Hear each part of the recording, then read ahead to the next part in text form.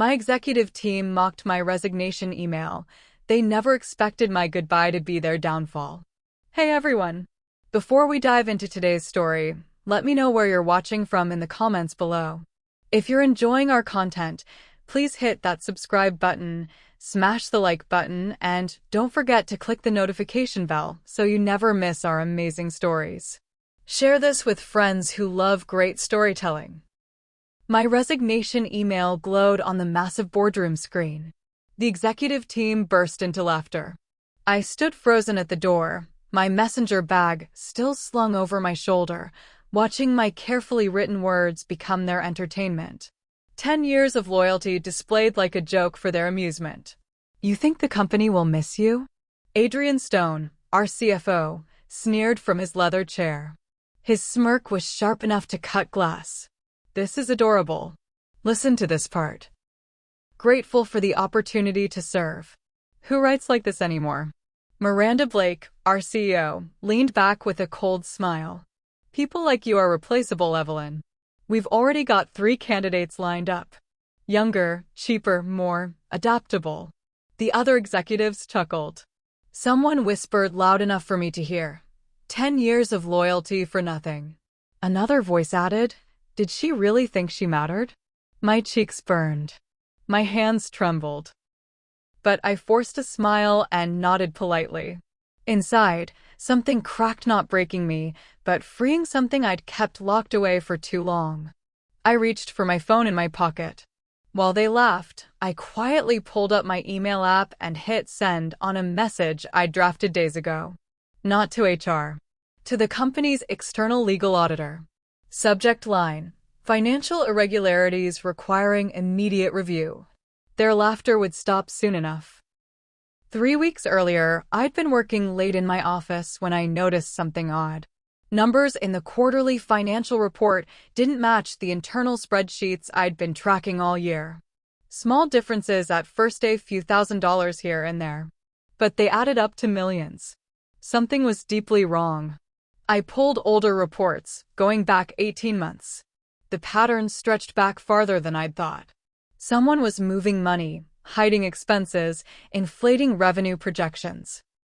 I took screenshots of everything, backed them up to 3 different secure locations: cloud storage, an encrypted drive, and a physical USB hidden at home. At first, I planned to report it quietly through proper channels. But I also knew how corporate politics worked. Whistleblowers rarely survived unscathed. They got fired, blacklisted, destroyed. So I decided to wait until after my resignation. Let them think I was just another quiet employee leaving gracefully. That resignation email wasn't my real goodbye. It was my cover story. The real message, the one I just sent to the auditor, included 30 pages of documentation. Bank transfers. Falsified invoices. Email chains where Adrian discussed creative accounting solutions. Everything I'd found, organized, time-stamped, and verified. My resignation was just the beginning of their nightmare. Adrian walked past my office the next morning, coffee in hand, that same smirk plastered on his face.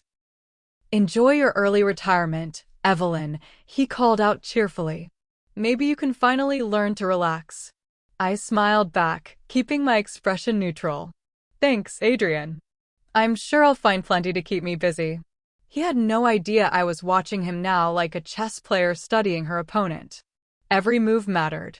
Every document counted. I'd spent the night quietly downloading additional records from secured systems I still had access to. Procurement files, vendor contracts, executive expense reports. Things they assumed were safely locked away. Around noon, my computer screen flickered. A security notification popped up. Unusual file access detected. IT has been notified. My heart jumped. My breath caught. Someone was monitoring me. I closed the files immediately and switched to answering emails like nothing happened. But my pulse raced. They were watching. How long had they been watching? Did they know what I'd already sent to the auditor? I glanced at my calendar. 2 weeks until my official departure date.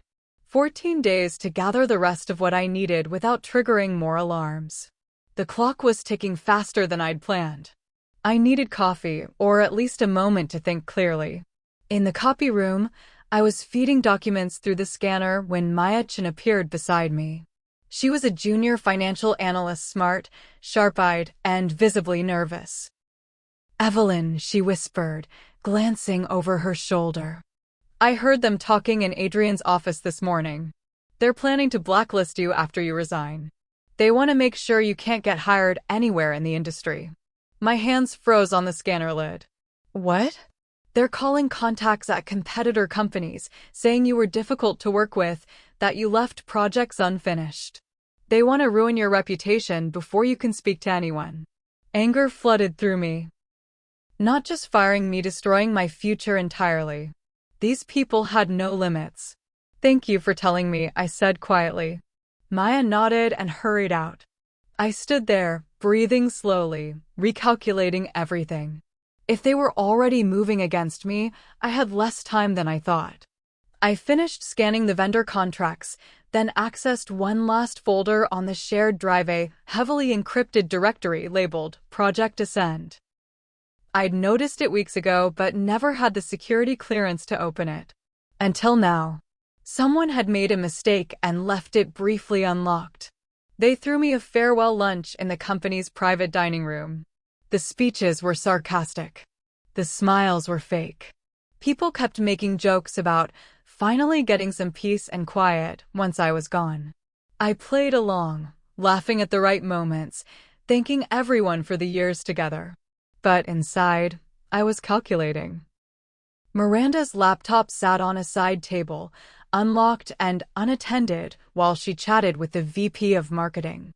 I'd seen her password weeks ago when she typed it during a presentation.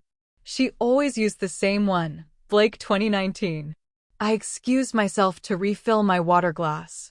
On my way back, I paused by her laptop, my body blocking the screen from view. My hands moved fast, USB drive inserted, files downloaded in 45 seconds flat. Insider trading documents. Personal correspondence with board members. Messages discussing stock manipulation before quarterly announcements. I pocketed the drive and returned to my seat just as Adrian stood to give another mocking toast. To Evelyn, a company woman through and through. Everyone raised their glasses. I raised mine too, smiling sweetly. They had no idea I now had evidence directly linking Miranda to insider trading. Her own files. Her own laptop. Her own words condemning her. That night, I sat at my kitchen table and drafted a second goodbye letter. Not the polite resignation I'd submitted to HR, this one was different. Personal. Raw. Detailed. My hands shook slightly as I typed, but my resolve never wavered. I wrote it as a confession-style report addressed to the board of investors. I explained everything, the financial discrepancies, the blacklisting campaign, the mockery, the corruption I'd discovered. Every detail was laid out in clear, simple language. No corporate jargon. No hiding behind politeness. Just truth. I attached evidence spreadsheets, screenshots, audio recordings I'd made of meetings where suspicious decisions were discussed. Each attachment was labeled, organized, impossible to dismiss. But I didn't send it. Not yet.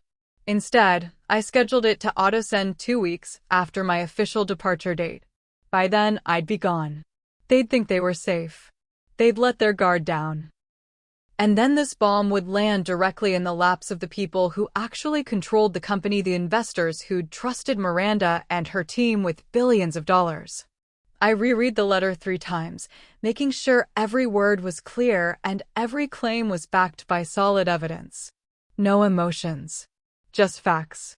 Cold, undeniable facts. I hit schedule send and closed my laptop. The timer was set. 2 weeks. Then everything would explode. HR called me in the next morning. The head of human resources, a stern woman named Patricia, slid a document across her desk. "We need you to sign this before you leave." I picked it up. It was an NDA, non-disclosure agreement.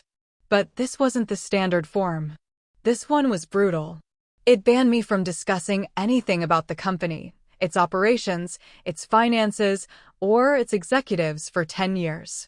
The penalties for violation included lawsuits and criminal charges. This is unusual, I said carefully. Company policy for senior departures, Patricia replied, though her eyes wouldn't meet mine. It's just to protect proprietary information. I knew what this really was. They were trying to silence me legally before I could talk. I smiled. Of course. I understand. I signed it, but not before coating my fingertips with a special lotion that would leave chemical traces on the document. If I ever needed to prove I was coerced, forensic analysis would show the signature was made under duress. I also pressed the record button on my smartwatch. Every word of our conversation was being saved. Patricia handed me a copy. Thank you for your cooperation. Always happy to help, I replied sweetly. The next day, Adrian called an urgent IT meeting. I wasn't supposed to know about it, but Maya sent me a text. They're ordering IT to delete all your project files. They want every trace of your work erased. Emergency meeting happening right now. My stomach tightened. Those files represented 10 years of my work, but more importantly, they contained documentation trails that supported my evidence. Email threads, meeting notes, financial anomalies I'd flagged over the years. I wasn't worried, though. I'd already uploaded copies of everything to a hidden shared drive I'd labeled Training Resources Archive. It looked like standard corporate documentation. Nobody would think twice about it. IT would skip right past it. What I didn't know. What I'd discover later was that the drive was automatically synced to the company's investor portal. Every board member and major shareholder had access to it. They just didn't know yet that they were sitting on a digital goldmine of incriminating evidence. Adrian thought he was cleaning up. He thought he was erasing me. Instead, he was making sure my evidence would be preserved in the one place he couldn't touch: the investor records. I sat in my office, packing my personal items into boxes, and smiled to myself. They were so confident, so careless.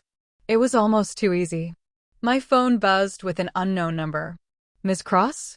This is David Park from Ernst and Morrison Auditing. I received your message. I think we need to talk privately. We arranged to meet at a quiet coffee shop across town. No offices. No paper trails. No security cameras we couldn't control. I arrived 20 minutes early, scanning the space. David showed up right on time, a middle-aged man with sharp eyes and a professional demeanor. We sat in a back corner booth. What you sent me is serious, he said quietly. If this is accurate, we're looking at potential fraud charges. It's accurate. I have more. He nodded slowly. I need to verify everything independently. This will take time. But if you're right. I never heard him finish that sentence. Later that night, I got a message from an unknown number. You're being watched. Be careful. I checked my rearview mirror driving home. A dark sedan followed me for 3 miles before turning off. My hands gripped the steering wheel tighter. Miranda had hired someone. A private security contractor. Someone to keep tabs on me. The game had changed. This was no longer just about exposing corruption. This was about survival. 3 days before my departure, chaos erupted. A single page from my documentation, a spreadsheet showing mismatched revenue numbers, leaked to an online financial blog. I didn't leak it. Someone else did. Maybe an investor. Maybe Maya. Maybe someone unexpected. Whoever it was, it worked. Within hours, the financial community was buzzing. The blog post went viral. Questions exploded across social media and industry forums. Arctis Dynamics stock dropped 4% in a single afternoon. Miranda's response was immediate and fierce. An internal witch hunt began. Emails went out demanding to know who leaked proprietary financial information. Security reviewed access logs. People were interrogated. And then, inevitably, my name came up. After all, I was leaving. I had access. I must have done it. My phone rang. Miranda's personal number. Evelyn, she said, her voice dripping with false warmth. We should talk. Just the two of us. I think there's been a misunderstanding. Maybe we can work this out like adults, maybe over coffee this weekend. I recognized a trap when I heard one. Of course, Miranda. I'd love to. I immediately opened my recording app before calling her back. We met at an upscale restaurant downtown. Miranda wore a designer suit and her practiced corporate smile. We ordered drinks, she got wine. I got water and she wasted no time. Evelyn, I'm going to be direct. We both know you're the source of these leaks. She held up a hand before I could protest. I'm not angry. I understand. You feel undervalued, maybe even mistreated. But this path you're on, it's destructive. For you and for us. She leaned forward. So I'm making you an offer. Triple your severance package. A glowing reference letter. And all we need is for you to sign a statement admitting there were some errors in the data you collected, innocent mistakes, nothing malicious. Just confusion. My heart pounded. She was offering me hush money. She wanted me to recant everything, to discredit my own evidence before it gained traction. I pretended to consider it, letting silence stretch between us. That's very generous. It is. And it's a one-time offer. I nodded slowly. Can I think about it over the weekend? Of course, Miranda said, relaxing slightly. But Evelyn, I need your answer by Monday. I smiled. My smartwatch had recorded every word. She'd just confessed to trying to cover up fraud. I didn't wait until Monday. Over the weekend, I carefully fed information to 3 different journalists and 2 regulatory contacts I'd been cultivating for weeks. Not everything, just enough to point them in the right directions. I made sure none of the trails led back to me directly. Anonymous tips sent through encrypted services. Documents mailed from different locations. By Monday morning, the pressure on Arctis Dynamics had multiplied. A major financial news outlet published a story questioning the company's accounting practices. Regulators began asking questions.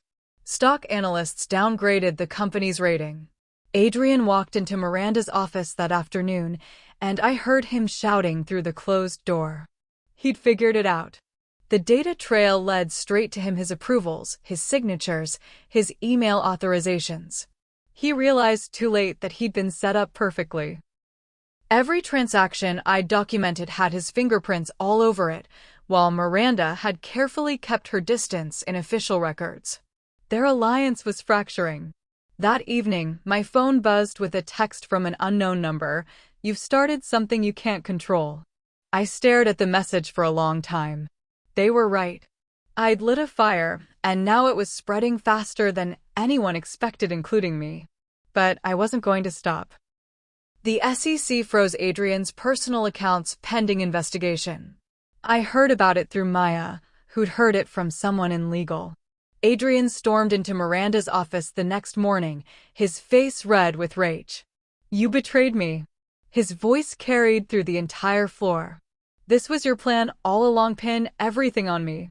You're being paranoid, Miranda replied coldly. If you'd been more careful. Careful? I did exactly what you told me to do. Their shouting match lasted 15 minutes. By the time Adrian left, their partnership was destroyed. He'd trusted her. She'd sacrificed him to protect herself. I packed the last items from my desk, listening to the chaos unfolding around me. Employees whispered in hallways. Executives held emergency meetings. The company was imploding from within. That afternoon, I received an anonymous text. You've started something you can't control. I read it twice, my pulse quickening. Was it a warning? A threat? I didn't recognize the number. Whoever sent it knew what I'd done, but were they trying to help me or stop me?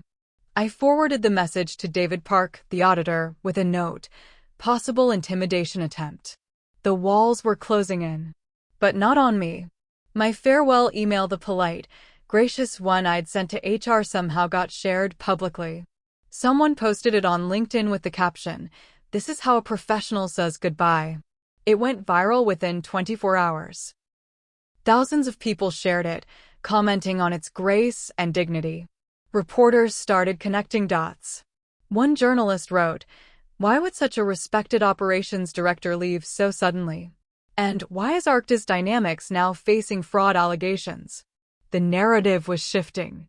People began asking questions. Employees at Arctis started posting anonymous reviews on job sites, describing toxic leadership and ethical concerns. Former employees came forward with their own stories. My phone rang constantly. I ignored most calls, but Maya texted me, "People are talking. They're saying you're a hero." I didn't feel like a hero. I felt exhausted and scared. But I also felt something else. I sensed that this was bigger than me now. This wasn't just about revenge or justice for myself. This was about accountability. The fire I'd started was spreading to corners I'd never imagined. And it was only going to get bigger. Hope you're loving this story so far. Quick reminder to drop a comment telling us your city or country. If you haven't subscribed yet, now's the perfect time. Hit that like button if you're enjoying this, share it with someone special, and turn on notifications to stay updated with all our incredible stories. Miranda sent a company-wide memo the next morning. I received a copy forwarded from Maya. The subject line read, "Addressing false claims." The message was carefully worded but clear. Recent allegations circulating online are based on misinformation from disgruntled former employees seeking attention. We stand by our financial practices and leadership team. She didn't name me, but everyone knew who she meant. I forwarded the memo directly to the SEC investigators and David Park. In my message, I wrote, "This is obstruction. She's attempting to discredit evidence before investigators can review it independently." The memo had the opposite effect Miranda intended. Instead of calming concerns, it made her look desperate. Investors saw through it. The press seized on it as proof that Arctis leadership was panicking. Within 48 hours, the SEC formally announced an inquiry into Arctis Dynamics' financial practices. I sat in my quiet apartment, reading the news alert on my phone. The words felt surreal. Securities and Exchange Commission launches investigation into tech firm Arctis Dynamics following whistleblower allegations. Whistleblower. That was me now. Not just a departing employee, a whistleblower who'd toppled a corporate giant. My hands shook as I set down my phone. There was no going back now. Maya was fired. Publicly. Humiliatingly. Miranda called an all-staff meeting and announced that a junior employee was found sharing confidential information with unauthorized parties. Maya was escorted out by security that same hour. I felt sick with guilt. Maya had helped me. She'd warned me. She'd risked everything to do the right thing. And now she'd lost her job because of it. That night, I accessed one of my offshore accounts, a small investment fund I'd been growing for years. I transferred $50,000 to Maya anonymously, along with a message sent through an encrypted email service. "Trust me, justice is near." This will help until then. I also sent her contact information for 3 recruiting firms I trusted, with notes asking them to prioritize her placement. Maya was talented. She'd land somewhere better. But the guilt stayed with me. Every person who got hurt in this battle, even the ones fighting on the right side, weighed on my conscience. I stared at my computer screen, wondering if I'd made the right choice. Had I really started something I couldn't control? Then I remembered Adrian's smirk. Miranda's dismissive laugh. The way they'd mocked my resignation email. Yes, I decided. I'd made the right choice. The executives tried to discredit me in the press. Anonymous sources, clearly from inside Arctis, claimed I was disgruntled, unstable, and angry about being passed over for promotion. One statement suggested I'd fabricated evidence out of spite. I'd been preparing for this. I released the audio recording of my resignation meeting. The laughter. The mockery. Adrian's sneering voice. "You think the company will miss you?" Miranda's cold dismissal. "People like you are replaceable." I uploaded it to a secure server and sent the link to the same journalists covering the story. No commentary. No explanation needed. Just the raw audio. Within 6 hours, it was everywhere. Twitter exploded. LinkedIn filled with outraged comments from professionals who'd experienced similar treatment. News outlets played the clip on repeat, dissecting every word, every laugh. The hashtag #ArctisExposed started trending. People shared their own workplace horror stories. Current Arctis employees posted anonymous accounts of the toxic culture. My phone buzzed with messages from reporters wanting interviews. I ignored them all except one. A veteran financial journalist I'd admired for years. I sent her a single message: "If you want the full story, I'll talk. But only on my terms." She replied within minutes: "Name the time and place." The viral storm intensified. #ArctisExposed trended for 48 straight hours. News channels picked up the story. Business magazines published think pieces about corporate culture and whistleblower protection. Investors panicked. Arctis Dynamics stock plummeted 18% in 2 days. Major clients began reviewing their contracts. The board of directors held emergency meetings. Miranda was summoned to testify before the board. The meeting was closed door, but Maya, still connected to people inside, sent me updates. "She's in there now. For hours already. They're tearing her apart." I sat on my couch, laptop open, watching the stock ticker. Every point drop felt like vindication. Every news alert felt like progress. But I also felt something unexpected: sadness. Not for Miranda or Adrian, they'd earned their fate. But for the hundreds of innocent employees watching their company crumble, their stock options evaporate, their job security vanish. I'd wanted justice. I'd gotten an earthquake. My journalist contact called. "Evelyn, I've been reviewing your documents. This is bigger than financial fraud. This is systemic corruption. Are you ready to go public?" I took a deep breath. "Yes, but I want to do it right. Tell the whole story." "When can we meet?" "Tomorrow. But first, there's one more thing I need to do." The board invited me back. Not as an employee, as a witness. I stood outside the same boardroom where they'd mocked my resignation. The same glass doors. The same polished table. But this time, everything was different. I walked in wearing a navy suit, my posture straight, my expression calm. The board members sat in a semicircle, faces grim, serious. Miranda sat at the far end, her lawyer beside her. Adrian wasn't there. He'd resigned in disgrace 3 days earlier. The board chair gestured to an empty seat. "Miss Cross, thank you for coming. We have questions about the allegations." I sat down and placed my smartwatch on the table. "Before we begin, I think you should hear something." I pressed play. The audio from my resignation meeting filled the room. Their laughter. Their mockery. Every cruel word they'd said while I stood there, humiliated. When it finished, silence hung heavy. Miranda's face had gone pale. One board member looked physically ill. "Now," I said quietly, "let's talk about accountability." For the first time since this began, I wasn't the one being judged. They were. The evidence converged like a perfect storm. The recordings. The financial documents. The email chains. The insider trading files from Miranda's laptop. Everything I'd gathered over months, all presented in a clear, undeniable timeline. Adrian had already resigned, his reputation destroyed, his assets frozen while investigators built their case against him. Now it was Miranda's turn. The board reviewed the evidence in real time, the same evidence I'd been gathering while they dismissed me as replaceable. Each document condemned her further. The board chair announced their decision. Effective immediately, Miranda Blake is terminated as CEO. Her assets related to company stock and compensation are seized pending the outcome of federal investigations. Miranda stood, her face a mask of fury and shock. "You can't do this. I built this company. You destroyed it," the chair interrupted. "Please leave." Security escorted her out. I watched her go, feeling neither triumph nor satisfaction. Just exhaustion. My phone buzzed with a message from an unknown number. "We need you for the transition phase." I stared at it, my stomach tightening. What now? The board made me an offer. Temporary leadership role. Chief Operations Officer during the rebuilding phase. Triple my old salary.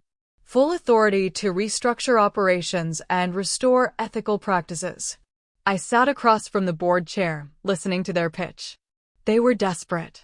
The company was hemorrhaging clients, bleeding talent, fighting to survive. They needed someone who understood the systems, knew the problems, and most importantly had credibility with employees and investors. You're the only one people trust right now, the chair said. You're the one who stood up when it mattered. I let them finish. Then I shook my head. No. Confusion crossed their faces. No, I didn't do this to get my job back. I did it because it was right. Bringing me back would send the wrong message. That whistleblowers only speak up when there's something in it for them. The chair frowned. Then what do you suggest? I pulled out my phone and showed them a profile. Maya Chin. She's brilliant, ethical, and she sacrificed her career to help expose the truth. If you want to rebuild trust, make things right with people like her. You want us to hire the analyst we fired? No, I said firmly. I want you to offer her my position. Let her lead the rebuilding. The room went silent. Then, slowly, the chair nodded. Maya got the offer. Interim Operations Director. She called me, her voice shaking with disbelief. Evelyn, I can't believe this. They said you recommended me. Why would you do that? Because you earned it. You did the right thing when it mattered. But you deserve this position. No, I interrupted gently. I deserve peace. You deserve the opportunity. Take it. She accepted. Within a week, she was in the role, working 18-hour days to stabilize operations and restore confidence. I helped her quietly from behind the scenes, reviewing strategies, connecting her with key contacts, offering advice when she needed it. Watching her succeed felt better than any leadership position could have. This was what justice looked like, not just punishing the guilty, but elevating the deserving. One evening, my phone rang. It was David Park, the auditor. Evelyn, we're not done yet. The full audit just uncovered something new. My pulse quickened. What? A hidden offshore account. Miranda's been embezzling for 3 years. We're talking about tens of millions. I sat down slowly. Can you prove it? Your email trail from months ago, the original one you sent me, it's the key that unlocks everything. Without it, we might never have found this. The final audit results were devastating. Miranda had embezzled $42 million over 3 years using shell companies and offshore accounts. The scheme was sophisticated, layered through multiple jurisdictions to avoid detection. But my documentation, the emails, the transaction logs, the patterns I'd noticed months ago had given investigators the roadmap they needed. Every thread I'd pulled had led them deeper into the corruption. The SEC filed formal charges. The news broke like thunder. Former Arctis CEO faces federal embezzlement charges, millions siphoned through offshore accounts. I read the headlines from my quiet apartment, feeling a strange mix of emotions. Vindication, yes. Relief, certainly. But also a deep weariness. This had consumed months of my life: the investigation, the gathering of evidence, the careful orchestration of everything. Then came the news I'd been half expecting. Miranda had fled the country. She'd left for a non-extradition country, hoping to escape prosecution. But she'd underestimated how seriously federal authorities take financial crimes of this magnitude. Interpol was notified. Diplomatic channels opened. Extradition requests were filed. The hunt was on. And I'd done my part. The rest was up to the justice system. 1 year later, I sat in my home office, watching the news. The headline scrolled across the bottom of the screen. Former Arctis Dynamics CEO extradited, faces trial for embezzlement and fraud. Miranda had been found in Portugal. After months of legal battles, she was brought back to face charges. The trial was expected to last months, but prosecutors were confident. The evidence was overwhelming. I'd been asked to testify. I'd agreed, though the thought of seeing her again made my stomach twist. But I'd face her one more time if it meant justice was served. The news showed footage of her being led into federal court, her designer clothes replaced with standard attire, her confident expression replaced with something harder to read. Defeat, maybe? Or defiance? My phone buzzed. A message from Maya. Thank you for everything. Arctis is healing. We're going to be okay. Another message arrived, this one from an unknown number. You restored more than justice. You gave people hope. Thank you. I never found out who sent it. Maybe an employee. Maybe a fellow whistleblower. Maybe just someone who'd followed the story and felt inspired. I saved the message anyway. It mattered more than they knew. I sat at my kitchen table, my laptop open, reading through messages. Hundreds of them. Emails from employees at Arctis thanking me for speaking up. Messages from people at other companies saying my story had given them courage to report misconduct they'd witnessed. Notes from students studying business ethics, asking if they could interview me for their papers. I'd never wanted to be famous. I'd never wanted attention. I just wanted to do the right thing.